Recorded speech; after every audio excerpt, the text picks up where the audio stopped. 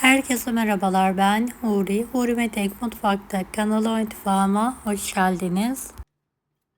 Elmalı rulo keki incirle deniyorum. Muhteşem oldu, mutlaka deneyin.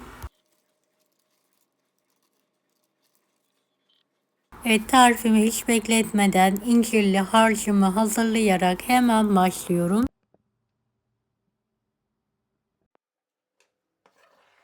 Taze incir kullandım. Şöyle minik minik küpler halinde doğrayarak geniş bir tencerenin içine alıyorum.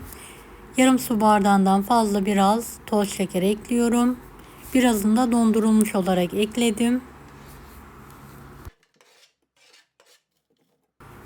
6 elma rendesi miktarında incir kullanabilirsiniz. Evet, ocağın üzerine alıyorum. Yüksek ateşte kavuruyorum. Bir su bardağından biraz eksik ceviz ekliyorum. Biraz tarçın ekliyorum. Kavurmaya devam ediyorum. Evet, gözüme fazla sulu geldiği için yarım yemek kaşığı nişastayı çok az suyla açtım, ilave ediyorum. Şöyle bir karıştırarak pişiriyorum.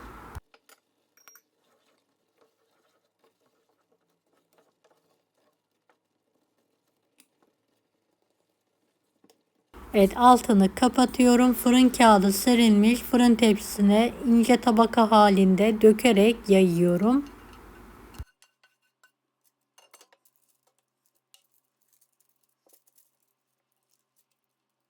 Emek verdiğim bu videoyu sevdiklerinize paylaşarak bana destek olabilirsiniz. Evet, kekimizi hemen hazırlayalım. 3 adet tam yumurta, 1 su bardağından 1 parmak eksik toz şeker, 1 paket vanilya. Rengi açılana kadar karıştıralım. 1 çay bardağı ılık suyu azar azar ekleyelim.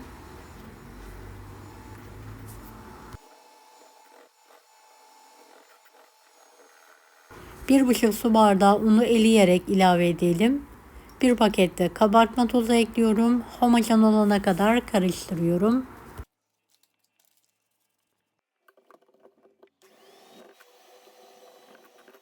Beni hangi ülkeden veya şehirden izliyorsunuz merak ediyorum. Yoruma yazarsanız sevinirim.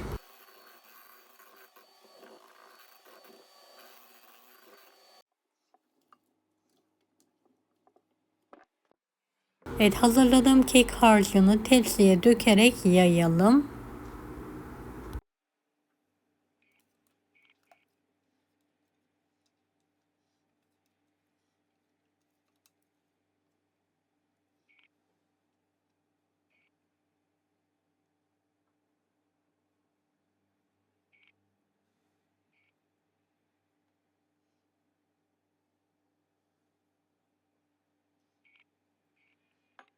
Tezgah şöyle bir vuruyorum. 170 dereceli fanlı fırında 20 dakika kadar pişirmeye bırakıyorum.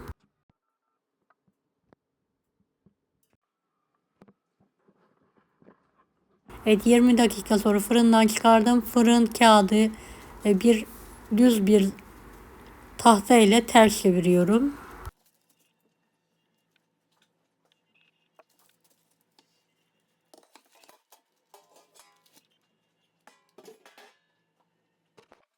Altındaki kağıdı dikkatlice ayıralım.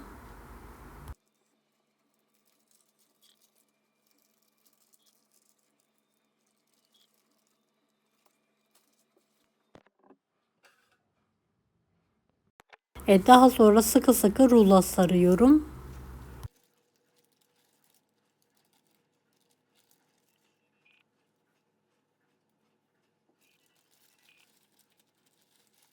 Ve kenara kaldırarak tamamen soğuması için bekliyorum. Üzerine pudra şekeri serpiyorum.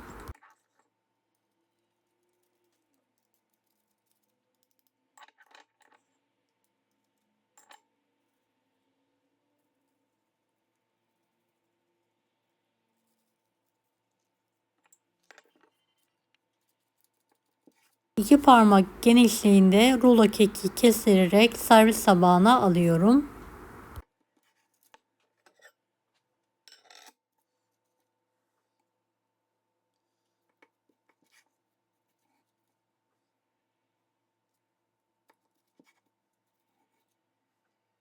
Evet, pamuk gibi pandispanyasıyla bol incirli muhteşem oldu. Mutlaka deneyin.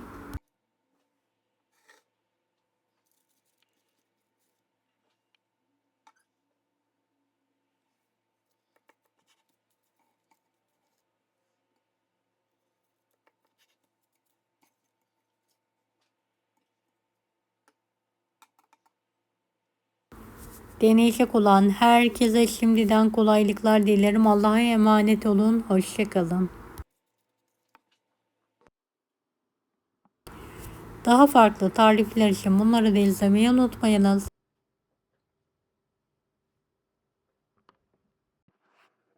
Kolay gelsin herkese.